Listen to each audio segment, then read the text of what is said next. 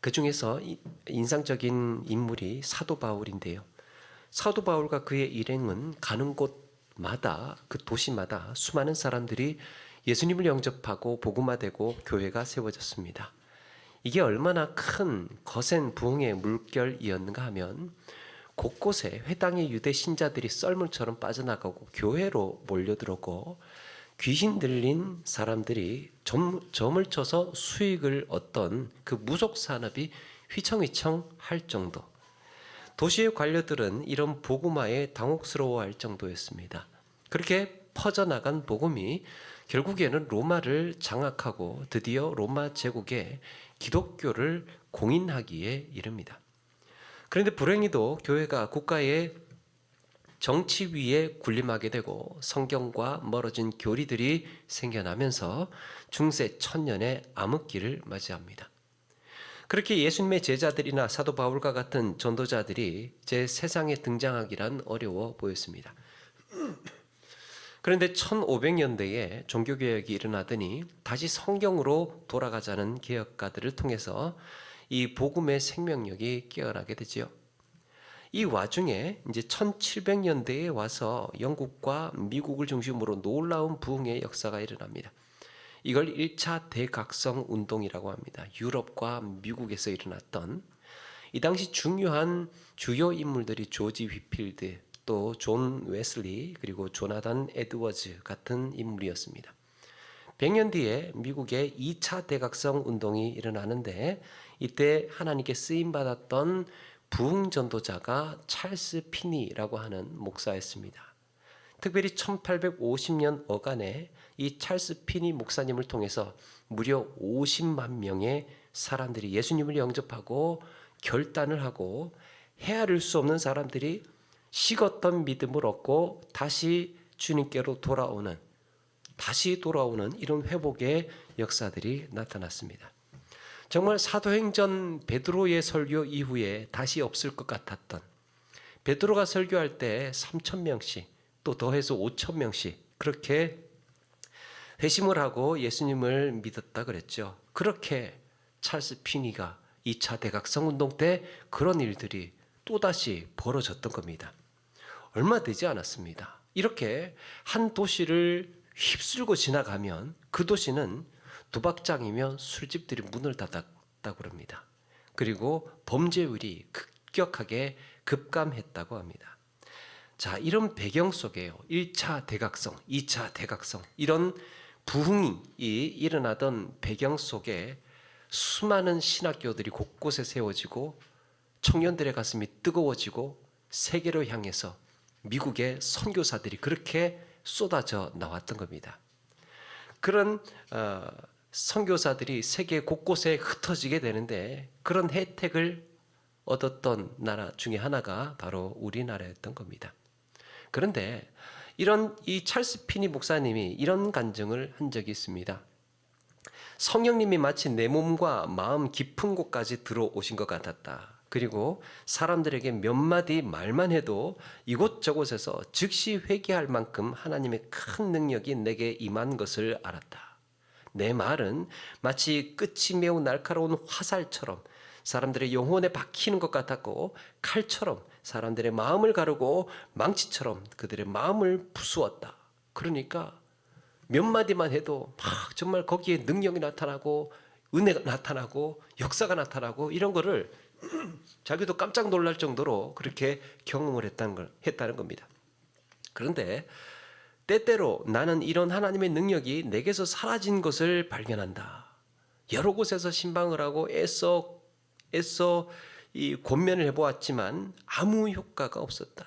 권면도 해보고 기도도 해보고 여러 가지로 애써 봤는데 내가 왜 이랬지? 아무런 능력도 안 나타나지? 왜 내 말에 기도에 아무런 힘도 느껴지질 않지? 그러면서 마음이 덜컥 주저앉는 거예요. 그래서 뭘 결심하느냐? 하루는 온종일 시간을 비우기로 했답니다. 나한테 지금 뭔가 문제가 있다. 지금 나에게 뭔가 문제가 있다. 그래서 하루를 온전히 시간을 내서 금식하며 기도하기로 작정을 합니다. 온전히 하루를 다. 나를 겸손히 비우고 울면서 도움을 간청하자 다시금 능력이 돌아왔다. 이것이 내 삶의 간증이다. 그랬습니다. 찰스 피니 목사님이 대단했던 것이 아니고 하나님이 주시는 은혜를 주시는 또 능력을 주시는 거였습니다. 여기서 한 가지 주목하고 싶은 대목은 그래서 하루는 온종일 시간을 내어 금식하며 기도하기로 결정했다라는 고백입니다. 자기가 살던 일상생활을 끊었다는 거죠. 저는 오늘 말씀을 준비하면서 제가 아주 어릴 적에 어렴풋이 보았던 우리 어른들의 기도 생활을 떠올려 봤습니다. 그분들의 기도 생활에는 종종 기도에만 전념하는 시간, 기도에만 전념하는 신앙생활 문화가 있었습니다. 삶에 뭔가 문제가 딱 생겼을 때, 또 생업에 위기가 닥쳐왔을 때, 견디기 힘든 시험에 덜컥 놓였을 때, 또 어떤 때는 이럴 때는 어떻게 해야 되나 하는지 모르는 그런 혼란스럽기만 할 때 모든 것을 올스톱합니다. 일상생활을 멈추죠. 그리고 어떤 분은 며칠 동안 기도원을 가신다거나, 어떤 분은 며칠씩 금식을 결단하고 금식 기도를 하신다거나, 또 어떤 분들은 일정 기간 동안 새벽에 새벽 기도를 다니면서 그렇게 간절히 기도를 하신다거나, 혹은 빈 예배당에 나와서 혼자 아니면 홀로 골방에서 기도에만 전념하던 그런 시간들이 있었습니다. 우리가 기억해야 할 것은 그분들의 신앙의 정신과 태도예요. 뭔가 내 인생에 문제가 있다고 느껴질 때 가장 먼저 하나님을 찾는 태도. 내 모든 일상을 멈추는 것보다 나 지금 이게 중요한 게 아니야. 그래서 다 이걸 멈추는 것보다 정말 전심으로 하나님께 매달리고 의지하는 시간이 나한테는 훨씬 더 유익하다라고 믿었던 그 순결한 신앙의 정신, 태도와 정신. 그러니까 어느새 우리는 하나님의 말씀보다 내 마음이 우선을 하고요. 말씀보다 마음이 우선을 하고 기도보다 기분에 휘둘리는 신앙생활을 하고 있는 것은 아닐까. 기도보다 기분에, 성령의 감동보다 감정이 시키는 대로 말하고 행동하는 신앙생활을 하고 있는 것은 아닐까 돌아보게 합니다. 폭주기관차처럼 멈추지 못하는 내 마음과 감정과 기분을 멈추고 따로 시간을 내고 기도에 전념해 보는 거죠. 이런 점에서 우리 선진들의 기도 생활은 그 시절에만 두고 온 유물이 아니라 정말 우리가 잘 이어받고 간직해야 할, 더 아름답게 꽃 피어야 할 유산이라고 할 수 있습니다.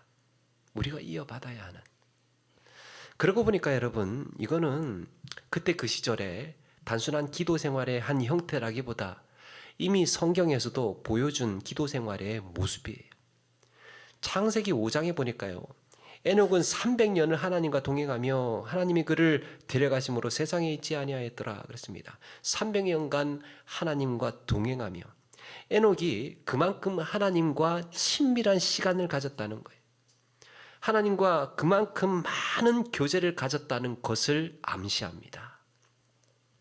모세는 어떻습니까? 2번이나 40일간 시내산에서 하나님과 독대하면서 시간을 보냈습니다. 그래서 전무후무한 하나님의 놀라운 계시를 그때 다 받습니다. 그때 다 받아요. 하나님과 1대1로. 엘리야는 그리 시냇가에서 까마귀가 가져다 주는 음식을 먹으면서 구별된 시간을 보냅니다. 다윗은 밤이 맞도록 침상에서 기도에 전념하는 시간을 가졌습니다. 히스기야는 성전에서, 다니엘은 다락방에서, 세례 요한은 광야에서 기도에 전념하는 시간을 가졌습니다. 전념하는 시간. 무엇보다 예수님은 기도에 전념하신 대표적인 모델이라고 할 수 있습니다. 따로 공생애가 시작될 무렵에 40일간 기도에만 전념하셨습니다. 때로는 밤이 새도록 기도하실 때도 있었고, 때로는 제자들과 함께 계시다가도 훌쩍 기도의 자리를 나아가셨습니다. 예수님은 이런 일들을 습관처럼 하셨습니다. 제자들과 같이 있을 때에도. 오늘 우리가 읽은 말씀에도 예수님께서 기도에 전념하셨다는 것을 알 수 있습니다. 세례 요한이 헤롯에 의해서 처형당했다는 소식을 들으신 예수님은 배를 타고 한적한 곳으로 이동하십니다. 그런데 사람들은 예수님께서 이렇게 이동하셨다는 소식을 어떻게 듣고는 여기까지 몰려왔던 겁니다. 거기에는 가난한 자, 소외된 자, 병자들 등등 해서 어렵고 힘든 사람들, 다양한 사람들이 있었습니다. 예수님은 이들이 이 불쌍해서 여기저기 병자들을 고쳐주셨고 말씀을 가르치셨습니다. 그렇게 이제 한참을 그들과 시간을 보내다 보니 어느새 저물었던 거예요. 같이 있던 제자들도 피곤했습니다. 이제 좀 쉬어야 했습니다. 그래서 제자들은 예수님께 이제는 이 사람들 좀 돌려보내고 먹을 것도 좀 먹게 하라고 하셔야 되지 않느냐고, 그리고 우리도 좀 쉬어야 하지 않겠느냐, 이런 이야기를 하게 됩니다. 그런데 예수님은 너희들이 먹을 것을 주어라 그랬죠. 제자들에게는 떡 5개와 물고기 2마리 뿐이었습니다. 예수님은 그걸 사용하셔서 무리들에게 먹게 하셨는데 다 배불리 먹고도 12바구니가 남았고, 이날 먹은 사람들이 여자와 어린이를 제외하고 5,000명이나 되었다고 합니다. 여자와 어린 아이들에게 안 주었다는 말이 아니라 거기에 있던 성인 남자들만 세어보았는데도 5,000명이었다는 얘기예요. 떡 5개와 물고기 2마리가 이렇게 많은 사람들에게 나누었다는 걸 아는 제자들은 세상에 도대체 이게 무슨 일인가 싶어서 정신을 못 차렸을 겁니다. 그리고 계속해서 나오는 떡과 물고기에 놀란 사람들도 흥분을 감추지 못했습니다. 이때 아마 무리들 사이에서는 이런 말이 돌고 있었을 거예요. 야, 이거 처음에 떡 5개하고 물고기 2마리밖에 없었대. 그걸 지금 아직도 이렇게 나누는 거야. 아직도 계속해서 나오잖아. 봐봐. 아니 그게 무슨 말이야. 지금 앉아있는 사람이 몇 명인데 떡 5개하고 물고기 2마리하고 이 많은 사람들을 어떻게 다 돌린다는 거야. 그러니까 이거 지금 예수님께서 기적을 일으키고 계시는 거야. 그러면서 무리들 사이에 분위기가 막 들썩이고, 야, 이거 지금 보통 일이 아니지. 그러면서 무리들 사이에서 막 이런 일들이 막 퍼져나가고 제자들도 흥분을 감추지 못했습니다. 거기에 앉은 이들이 떡과 물고기로 다 배불리 먹었을 무렵에 이것이 떡 5개와 물고기 2마리로 시작되었다는 이야기가 무리들 사이에 다 퍼져 있었을 겁니다. 제자들이나 무리들이나 이 분위기가 한창 달아오르고 있었습니다. 그때 뜬금없이 예수님은 다 먹었으면 이제 가자.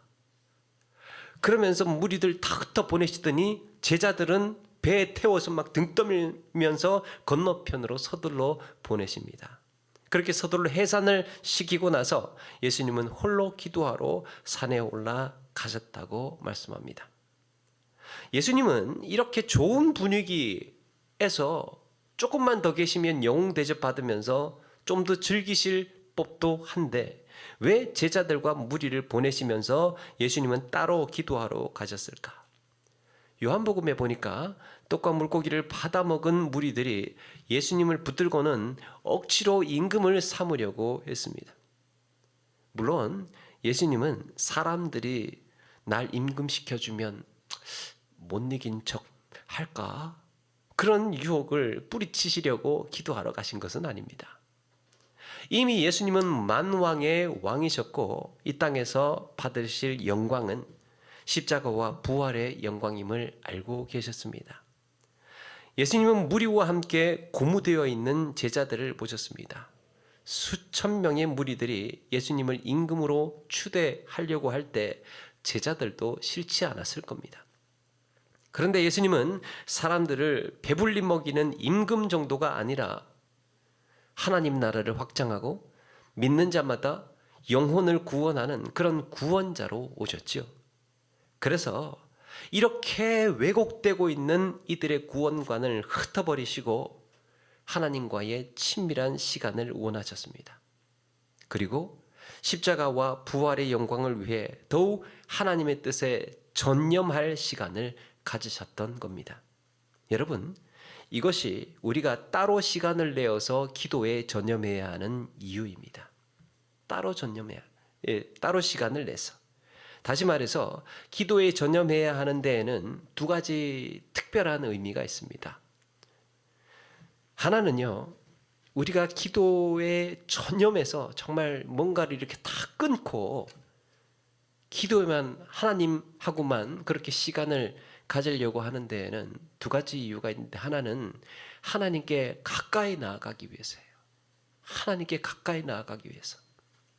나도 모르게 정말 세상을 그렇게 살다 보니까 세상의 생각이 적고 나도 모르게 육신의 생각이 나를 지배할 때가 있습니다.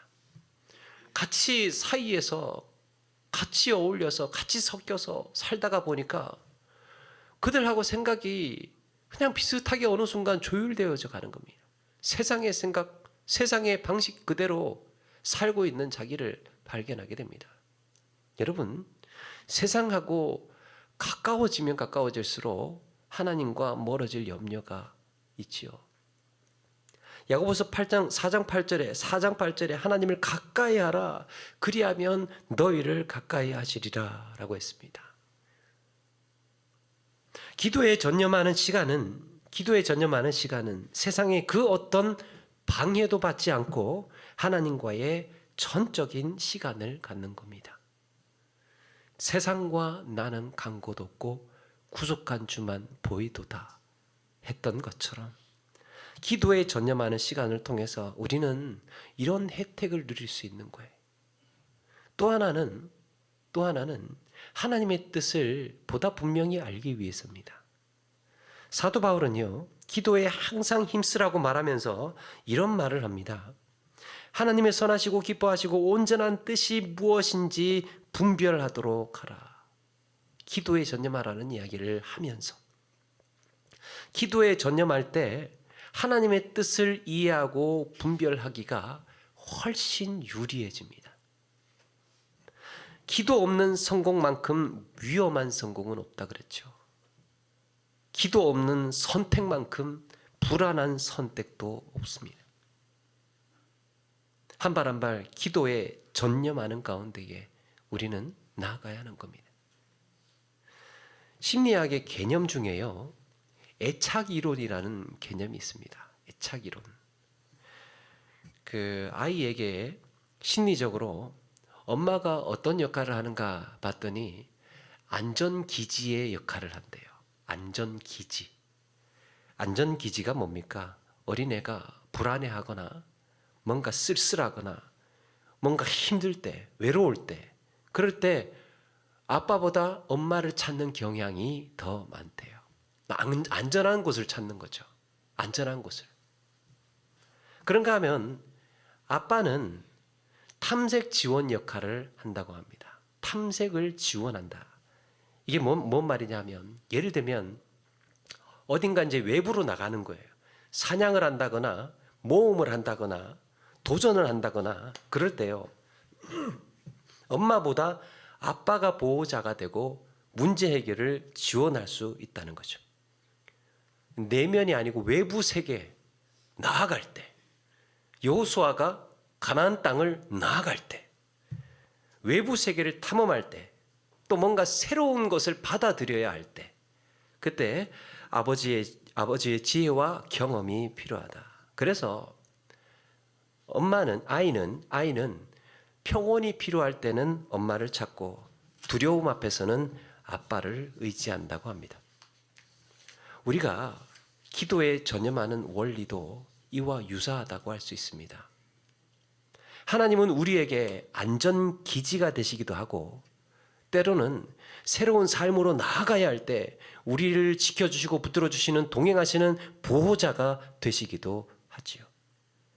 다윗이 고백한 것처럼 다윗이 뭐라고 했습니까? 여호와는 나의 요새시요 피할 바위시요 방패가 되시기도 한다고 했지요. 그런데 한편으로는 때로는 골리앗의 칼과 창과 단창을 무력화시키는 능력의 하나님이 되시기도 합니다.